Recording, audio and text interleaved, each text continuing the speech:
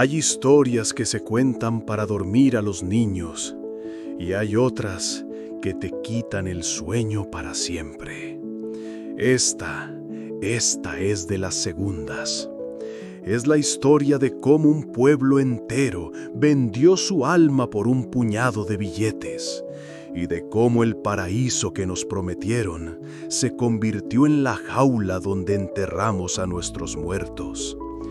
Miren este lugar, La Escondida. Antes de que esa cicatriz de cemento y vidrio roto apareciera en la montaña, este pueblo era un susurro. Nuestro único reloj era el sol que nos decía cuándo levantarnos, y el único miedo que conocíamos era que la cosecha no diera o que el río se creciera. El único polvo que tragábamos era el que levantaba la esperanza, el bus viejo que nos conectaba con el olvido del que formábamos parte. No sabíamos que existían otros miedos. Miedos que llegan en camionetas con vidrios oscuros, que no hacen ruido al llegar, pero dejan un eco de pólvora que dura toda la vida. Les voy a contar una historia que tiene todos los ingredientes de un cuento de hadas, pero al revés. Les voy a contar sobre el rey. Un rey sin corona que apareció de la nada y construyó un castillo, no de piedra, sino de miedo y de dinero. Un palacio tan brillante que nos encandiló a todos y no nos dejó ver la oscuridad que crecía en sus sótanos. Les voy a contar sobre el tesoro, una fortuna tan grande que se decía podía comprar el mar, y de la guerra que se desató cuando otros depredadores olieron la sangre y el oro en ese reino, convirtiendo nuestras colinas en su campo de batalla personal.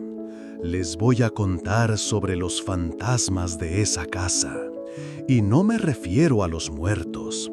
Me refiero a un ángel prisionero que cuidaba un jardín secreto, la única cosa pura en ese infierno.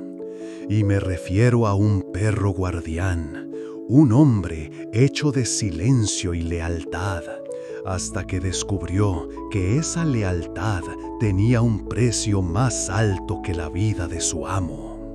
Les contaré la historia de mi amigo Mateo, que soñaba con comerse el mundo, y el mundo se lo tragó a él, dejándonos solo el recuerdo de su risa y una advertencia que entendimos demasiado tarde. Pero sobre todo, les voy a contar la historia de una caída, de una sola noche de fuego y plomo que lo borró todo, o casi todo. Porque en las historias como estas siempre queda algo al final. Una llave, una libreta, un secreto enterrado mucho más profundo que los muertos. Un secreto tan poderoso que después de más de 20 años todavía mantiene esa casa en silencio, protegida no por fantasmas, sino por la cobardía de hombres que hoy se hacen llamar honorables. Mi mejor amigo era Mateo. Crecimos juntos como dos guayacanes enredados. Íbamos al río a pescar, nos robábamos las naranjas de la finca de don Julio, soñábamos con irnos a la ciudad a buscar fortuna. Mateo era el soñador. Decía que La Escondida era una jaula bonita, pero jaula al fin. Yo no nací para morir arando esta tierra, Eliseo, me decía, mirando el camino por donde pasaba el bus. Yo nací para algo más grande.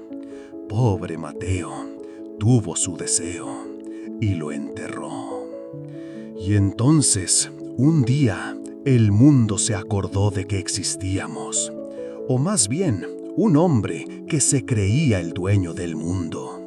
Llegó como una enfermedad que al principio no da síntomas. Un día, simplemente, estaba ahí.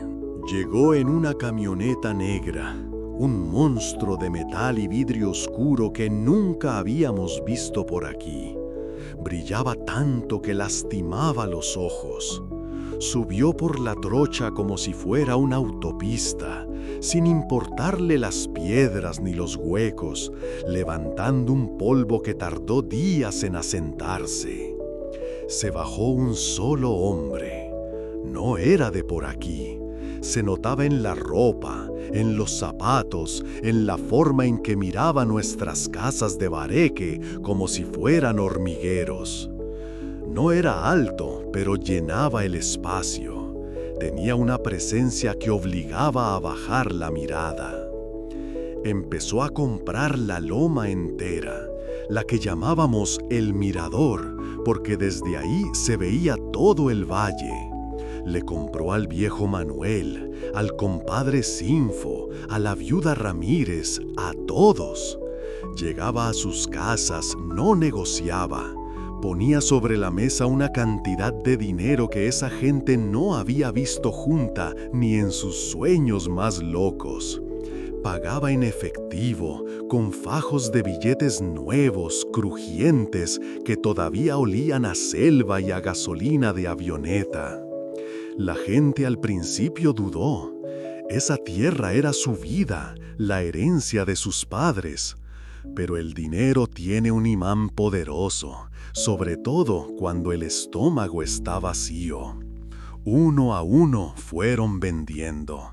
Firmaban un papel con una X porque la mayoría no sabía escribir y de repente eran ricos. Ricos en un pueblo donde no había nada que comprar. La escondida se emborrachó de felicidad. La gente creía que había llegado el progreso, decían. Este señor va a traer trabajo, decían. Va a montar una finca de ganado o de flores. Eliseo escupe suavemente al lado de su silla. El progreso. Lo que llegó fue una fiebre. Y las fiebres o se sudan o te matan. Yo tenía la espalda fuerte y necesitaba el dinero. Me contrató para la construcción junto a otros muchachos del pueblo. Y ahí por primera vez vi cómo se veía el poder de verdad. Vi llegar camiones de doble troque que casi no cabían por el camino, trayendo materiales que parecían de otro planeta. Mármol de Italia, frío y blanco como un hueso. Maderas finas que olían a perfume. Sanitarios enchapados en oro, oro en un cagadero. Mientras en el pueblo seguíamos usando letrinas. Era un insulto, pero un insulto que pagaba bien. El arquitecto era un tipo de la ciudad con acento rolo que nos trataba como si fuéramos animales de carga. Nos gritaba, se desesperaba por nuestra lentitud. No entendía que nosotros trabajábamos al ritmo del sol, no al del reloj. Pero el patrón nunca nos gritó. No le hacía falta. Su silencio era más pesado que cualquier grito. Lo llamábamos el espectro, porque apareció de la nada y parecía que podía ver a través de uno. Su nombre real, decían, era Aurelio Mendoza, pero nadie se atrevía a llamarlo así. Construimos su paraíso, un paraíso artificial, falso. Una piscina que de noche se iluminaba con luces de colores y parecía una herida abierta en la oscuridad de la montaña. Jardines inmensos con flores que no eran de este clima, que tenían que cuidar a diario para que no se murieran de tristeza. Y la casa, era un laberinto. Decenas de cuartos, salones más grandes que la iglesia del pueblo, ventanas que eran paredes de vidrio, y los sótanos, los sótanos. Se decía que de ahí salían túneles, caletas las llamaban, paredes falsas, pisos que se levantaban. Yo mismo ayudé a construir una pared doble en la biblioteca. El capataz, un hombre traído de afuera, solo dijo: «Usted no vio nada, muchacho». Y con la paga que nos daban, uno aprendía a quedarse ciego, sordo y mudo. Y estaban sus bestias, el jaguar negro, Sombra, que pasaba los días yendo y viniendo en su jaula de barrotes gruesos como mi brazo, con una furia impotente en sus ojos amarillos. Y el otro Sombra, el de 2 piernas, su nombre real era Ricardo, lo oí una vez, un tipo que parecía hecho de alambre y silencio, con una cicatriz que le partía la ceja y unos ojos que no parpadeaban. Era la única persona a la que el espectro le hablaba en voz baja. Era su perro, su cuchillo, su confesor. Vi una vez a Sombra en el pueblo mientras esperábamos el pago. Un niño tropezó y se le cayó un trompo de madera que se partió en 2. El niño se puso a llorar. Sombra, que lo vio todo, se agachó, sacó un tubito de pegamento del bolsillo, de ese que usan los carpinteros, y en un silencio absoluto unió las 2 partes del trompo. Se lo devolvió al niño y se fue, sin una palabra. Ese día entendí que hasta el diablo alguna vez debió haber sido un ángel. Y estaba ella, Isabela, la patrona, la mujer más triste que he visto en mi vida. Era de la capital, decían, modelo, creo. Hermosa como una de esas orquídeas raras que crecen en los palos más altos, delicada, intocable. Pero tenía la misma mirada del jaguar, la de algo hermoso atrapado en una jaula de oro.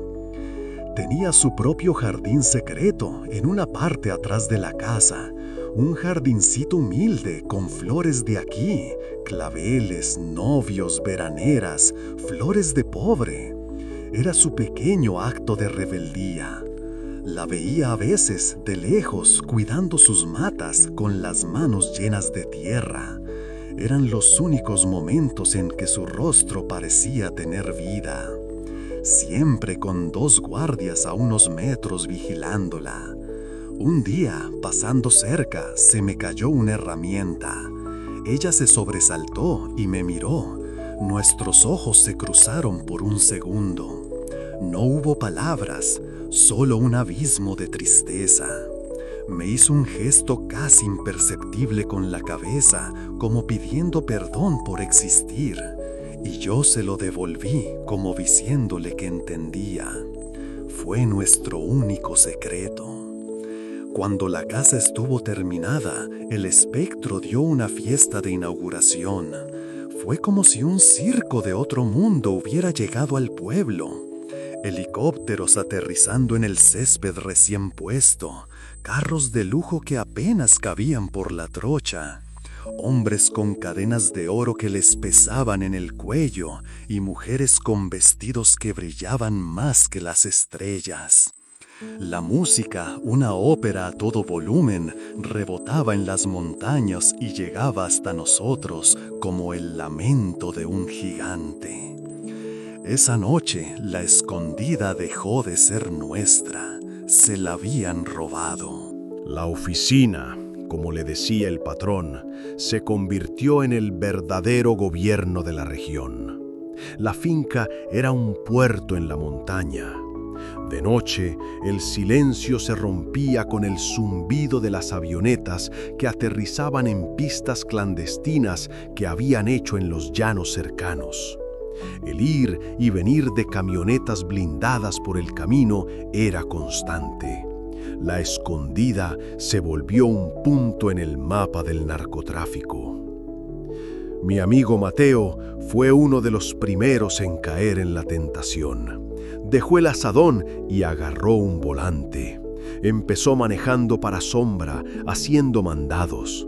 Pronto el dinero lo transformó. Se compró una moto, luego una camioneta. Vestía con ropa de marca, cadenas de oro, pistola al cinto. se reía mucho, invitaba a trago a todo el mundo en la cantina nueva que abrieron en el pueblo, una cantina con luces de neón y meseras traídas de la ciudad. «La vida es ahora, Eliseo», me decía, con los ojos brillantes por el trago y la ambición. «El que piensa se queda pobre y virgen, y yo no pienso morirme ni pobre ni virgen». Traté de advertirle. Le dije que esa plata estaba manchada, que esa gente no tenía amigos, solo socios. Se rió en mi cara. «Usted lo que es un envidioso», me dijo. Fue la última vez que hablamos como amigos. Después de eso, cada vez que nos veíamos, él me miraba desde arriba, desde su camioneta, y yo lo miraba desde abajo, con mis botas llenas de barro.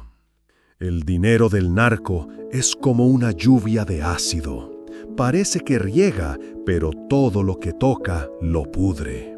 El alcalde Morales, que antes se preocupaba por las fiestas patronales, ahora se preocupaba por tenerle lista la pista de aterrizaje al patrón.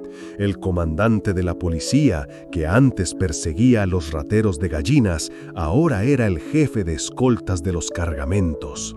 Hasta el padre Anselmo cayó. El espectro le dio una donación tan grande para arreglar el techo de la iglesia que el cura no supo decir que no.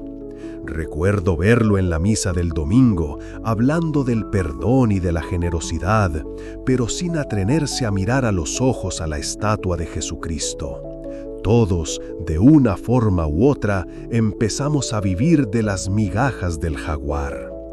Pero ese mundo tiene sus propias leyes, la ley del más fuerte. Y pronto el imperio del espectro tuvo competencia. Empezó a oírse el nombre de El Cuchillo, un narco del norte, un tipo de la vieja escuela, de esos que se habían hecho en la selva, matando y torturando, un animal. Decían que era más violento, más ambicioso, y quería la ruta del espectro, que era la más segura. Para sacar la mercancía, empezó una guerra silenciosa, una guerra de sombras. Aparecían muertos en las carreteras, gente de uno y otro bando. Eran los ajustes de cuentas. La paz comprada del espectro se acabó. Una tarde estábamos en la plaza del pueblo cuando pasaron 2 motos a toda velocidad. El parrillero de la segunda sacó una pistola y le disparó a quemarropa a un tipo que tomaba cerveza en una tienda. El hombre era uno de los escoltas de la finca. Fue un mensaje de El Cuchillo, un mensaje escrito con sangre en el corazón de nuestro pueblo. El miedo dejó de ser un rumor y se convirtió en el aire que respirábamos. El espectro respondió. Una semana después, 3 de los hombres de El Cuchillo que habían sido capturados aparecieron colgados en el puente a la entrada de la región. Fue la primera vez que vimos algo así. Sombra se encargó de que todo el mundo los viera. Dejó los cuerpos ahí todo el día. El mensaje era claro: este territorio tiene dueño. Fue entonces cuando vi caer a mi amigo Mateo. Se había vuelto importante, o eso creía él. El espectro le dio más responsabilidad, lo mandaba a la ciudad a negociar. Mateo se sentía intocable. Una noche no volvió. Lo buscaron por días. Lo encontraron en su propia camioneta, en el fondo de un barranco. Le habían dado más de 50 tiros y le habían dejado un cuchillo clavado en el pecho, la firma del otro cartel. Fui al entierro. Su madre, doña Rosa, una mujer que me había dado sopa caliente tantas veces cuando era niño, lloraba a gritos sobre el ataúd cerrado, un llanto que partía el alma. Vi a el espectro y a Sombra parados a lo lejos dentro de su camioneta con vidrios oscuros mirando la escena. No se bajaron. Para ellos, Mateo solo era un peón que habían perdido en su juego de ajedrez. Una baja, un número. Ese día, el llanto de doña Rosa ahogó para siempre el sonido de la música y las risas que subían de la mansión. Ese día, juré que nunca olvidaré el precio real de esa riqueza. La muerte de Mateo rompió algo dentro del patrón, o quizás solo aceleró la podredumbre que ya llevaba por dentro. Se volvió un fantasma en su propia casa. La paranoia se lo comió vivo. Ya no salía de la mansión.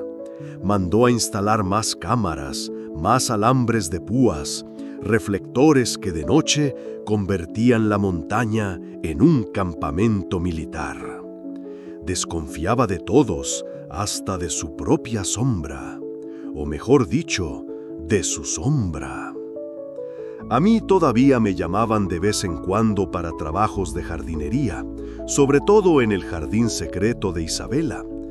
Creo que a ella le gustaba que fuera yo, porque sabía que yo no hablaba. Y eso me permitió ver la caída del imperio desde primera fila. Veía a el espectro caminar por los pasillos hablando solo. Lo oía gritarle a gente por teléfono. Su voz, antes tan calmada y llena de poder, ahora era el ladrido de un perro asustado.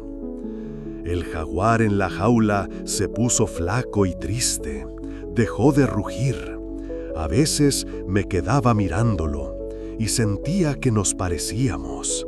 Él en su jaula de barrotes de acero y yo y todo el pueblo en la jaula invisible que el espectro había construido a nuestro alrededor. El patrón empezó a beber más de la cuenta y el alcohol lo volvía cruel. Las discusiones con Isabela se oían por toda la casa. Una vez estaba yo podando unos rosales cerca de la biblioteca y oí los gritos. Ella le suplicaba que la dejara ir, que la mandara de vuelta con su familia, que ya no aguantaba más.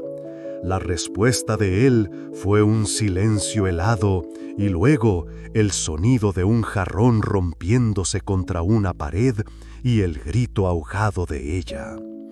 Al día siguiente la vi con unas gafas oscuras. Sombra estaba parado en el pasillo, mirando hacia la pared, pero yo sabía que lo había oído todo. Su rostro era una máscara de piedra, pero sus puños estaban apretados con tanta fuerza que los nudillos se le habían puesto blancos. El perro guardián estaba empezando a dudar de su amo. La guerra con el pochillo se salió de control. Ya no eran asesinatos selectivos, era una guerra total. Pusieron una bomba en una cantina de un pueblo vecino que era propiedad de un socio de El Espectro. Murieron más de 20 personas, gente inocente. La respuesta de Sombra fue una masacre en una finca donde se escondían los hombres del cuchillo. La región se convirtió en un infierno. El ejército apareció, pero parecían más asustados que nosotros. Montaban retenes inútiles que los narcos pasaban sin problemas. Estábamos solos. Los últimos días fueron los peores. La ilusión parecía un cuartel a punto de ser sitiado. El espectro ya no confiaba en nadie. Dicen que ejecutó a 2 de sus propios guardaespaldas porque creyó que lo iban a traicionar. Se sentía en el aire. Algo grande y terrible iba a pasar. Los pájaros se fueron. El pueblo se quedó en silencio. Era la calma que precede a la peor de las tormentas. Y entonces llegó la noche final. La noche en que el cielo y la tierra decidieron sangrar juntos. Se estaba formando una tormenta de esas con nubes negras y pesadas que parecen el fin del mundo. El aire olía a ozono y a pólvora por venir. Yo estaba aquí, en este mismo porche. No podía dormir. El corazón me latía en la garganta como un tambor anunciando una tragedia. Vi algo que me heló los huesos y me confirmó todas las sospechas que se tejían en el silencio. Vi salir una camioneta pequeña de la finca, pero no por la puerta principal, por un camino secundario, uno de servicio que casi nadie usaba. Iba despacio, sin luces. Al volante reconocí la silueta de Sombra, y a su lado iba Isabela. Se la estaba llevando antes de la tormenta, antes de la guerra. No sé si para salvarla, como un último acto de lealtad retorcida, o si porque ella era el precio de su traición, el trofeo que le había prometido a El Cuchillo. Nunca lo sabré. Solo sé que la sacó de la jaula antes de prenderle fuero. Una hora después de que se fueran, cuando ya la primera llovizna empezaba a caer, se desató el infierno. Empezó con una explosión tremenda que hizo temblar mis ventanas. Debieron volar uno de los muros con dinamita. Luego, el silencio. Unos segundos de silencio eterno. Y de repente, el tableteo de las ametralladoras. No eran disparos, eran ráfagas, cientos, miles de balas. El sonido de los fusiles de la gente del espectro y el de otros, más potentes, los fusiles calibre 50 que traían los de El Cuchillo, que sonaban como si estuvieran partiendo el mundo en dos. Gritos, gritos desgarradores que la montaña devolvía como un eco del mismísimo infierno. Granadas, explosiones más pequeñas que iluminaban la casa por dentro como relámpagos enfermos. Desde aquí abajo veía las siluetas de los hombres corriendo por los jardines, disparando. La casa, la ilusión, era una piñata de cristal que estaban reventando a balazos. Y justo en medio del caos vi la confirmación de la traición. Vi cómo el portón principal, el que era imposible de abrir sin una clave, se deslizaba suavemente. Alguien, desde la garita de seguridad, lo había abierto. Por ahí entraron más camionetas de los hombres de El Cuchillo a terminar la masacre. El ataque no solo era desde afuera, era desde adentro. La lealtad de Sombra no se había ido con él en la camioneta. Había dejado sembrada la traición en el corazón de la fortaleza. La balacera duró lo que pareció una vida entera. Y luego, de golpe, el silencio. Un silencio pesado, espeso, que solo era roto por el sonido de la lluvia que finalmente se desató con furia, como si el cielo quisiera limpiar la porquería que los hombres habían hecho en la tierra. Vi las camionetas de los asesinos bajar a toda prisa antes de que el camino se volviera un lodazal. Y después, nada. Solo la lluvia sobre el techo de mi casa y el resplandor anaranjado de algunas llamas que todavía ardían allá arriba, como velas en un altar de muertos. Parte 6. La herencia de los fantasmas. El amanecer descubrió la tumba. Nadie del pueblo se atrevió a subir, ni ese día ni al otro. El miedo era más fuerte que la curiosidad. Las autoridades, claro, llegaron tarde. Un par de días después, cuando ya no había a quien atrapar y los gallinazos ya estaban haciendo su festín. Subieron con sus uniformes limpios y sus botas brillantes como si vinieran a un desfile. Entraron a un cementerio, un matadero. Cuerpos por todos lados, de ambos bandos. Las paredes parecían un colador. Los lujos estaban destrozados, ahogados en una mezcla de sangre, whisky caro y agua de lluvia. El jaguar estaba muerto en su jaula, acribillado a balazos. Un final triste para un rey cautivo que nunca tuvo la culpa de nada. Pero, como ya les conté, ni rastro del dinero, ni de la mercancía, ni del cuerpo del espectro. Se desvaneció como un verdadero fantasma. Unos dicen que lo quemaron en la casa, otros que el cuchillo se lo llevó para torturarlo, otros, los más crédulos, que escapó por uno de sus túneles. A mí me gusta pensar que simplemente se lo tragó la tierra, harto de su maldad. La casa quedó ahí, marcada. El gobierno dijo que era suya por la ley esa de extinción de dominio, pero nunca mandaron a nadie. ¿Quién iba a querer venir a administrar un fantasma? Los otros narcos nunca la tocaron. Era un trofeo envenenado, un recordatorio de que ningún reinado es para siempre. Y la gente, nosotros, aprendimos a no mirar mucho hacia arriba. Pero la historia, mi historia, no termina ahí. Y este es el secreto que me llevaré a la tumba y que ahora les comparto a ustedes, porque un hombre viejo tiene que soltar el peso antes del último viaje.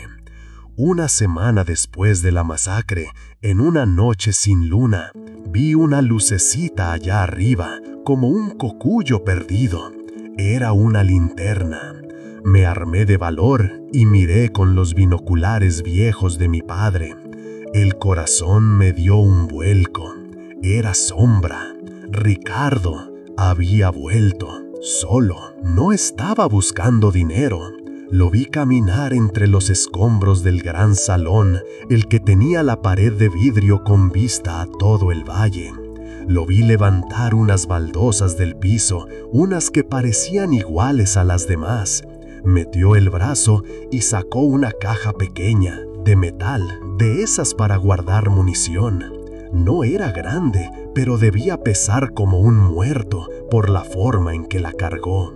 No la abrió, solo la sostuvo un momento, se la echó al hombro y se fue sin mirar atrás. Desapareció en la oscuridad para siempre. Ahí, en ese instante, lo entendí todo. El verdadero tesoro del espectro, su verdadera caleta, no era la plata.